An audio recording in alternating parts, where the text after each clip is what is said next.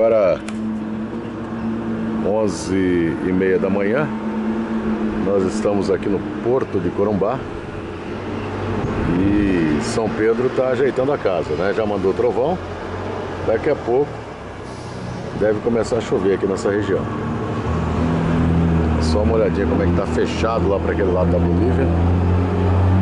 Realmente o vento começa a soprar com mais força. Vento norte aí. Fechado realmente o tempo.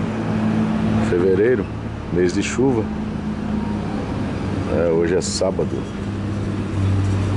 dia 22 de fevereiro de 2014. Olha só o céu como é que tá.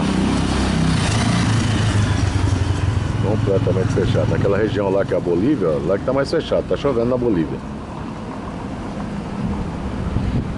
Ô, Pantanal, velho, esse, hein? É bonito demais. O movimento é bem pequeno aqui, né? Porque, afinal de contas, estamos na Piracema ainda. Faltando pouco tempo para terminar o período da Piracema e ser liberada a pesca na região pantaneira.